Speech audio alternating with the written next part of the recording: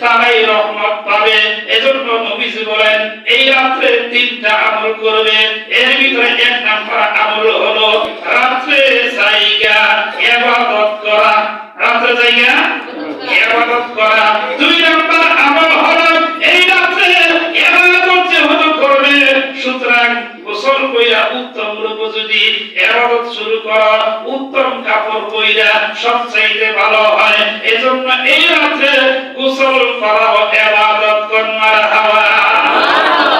তারপরে তিন নাম্বার আমল হলো নবীজি বলেন এই রাতে আল্লাহর কাছে মাফ চাওয়া। আল্লাহর কাছে কি চাওয়া? মাফ চাওয়া। একটা মানুষ দুনিয়ার জমিনে গাড়ি বাড়ি টাকা পয়সা ধন সম্পদ পদ মর্যাদা সব কিছু পাইলো, কিন্তু মাফ পাইলো না, তাহলে তার দুনিয়ার জিন্দেগি পরকালীন জিন্দেগি সব শেষ হয়ে গেল।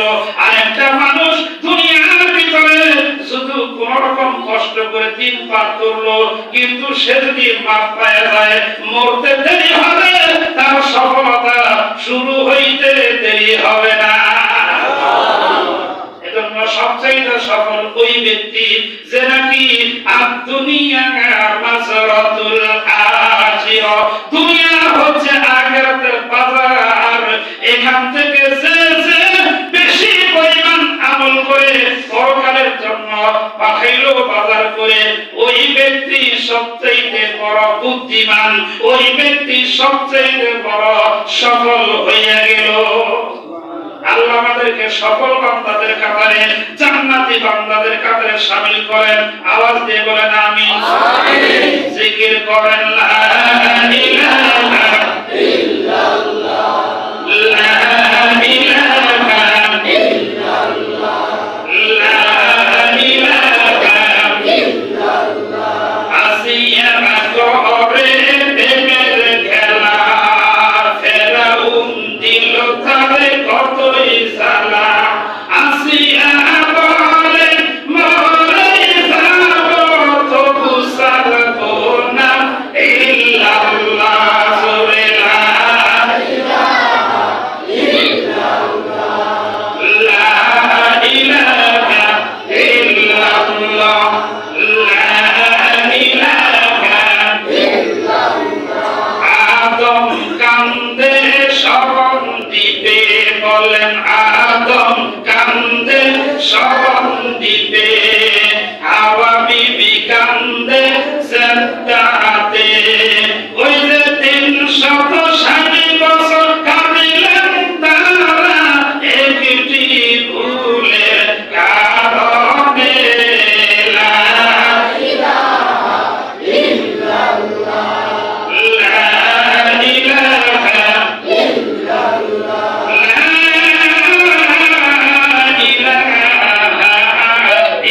ইল্লাল্লাহু মুহাম্মাদুর রাসূলুল্লাহ। জবান খুলে পড়ি সাল্লাল্লাহু আলাইহি ওয়াসাল্লাম। প্রাণের বন্ধুগণ আমার, আজকে হলো 20 তারিখ। এই 20 তারিখ এরপর থেকে শুরু হবে নাজাতের। আজকে 20 রমজান, ঠিক কি না? বলেই বেশি একটু আগে আলাপ হয়েছে, ওখানে বলার তালা পাকতেছে, কিছু মুসল্লি মসজিদে নফল নামাজ পড়তেছে।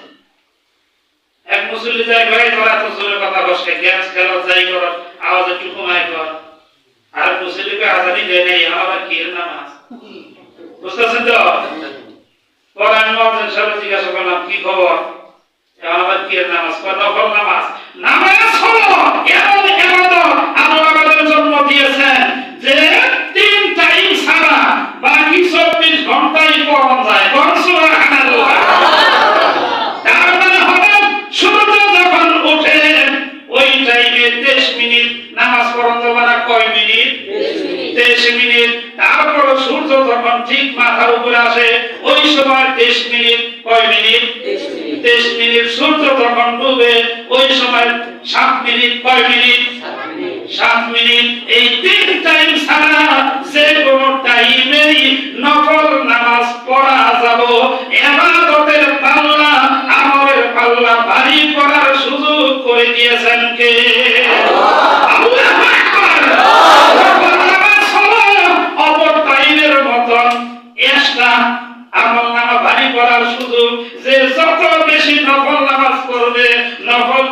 করবে, নফল জিকির আজকার করবে, কোরআন তেলাওয়াত করবে, তত বেশি আমলনামা আল্লাহ তার ভারী করে দিবেন।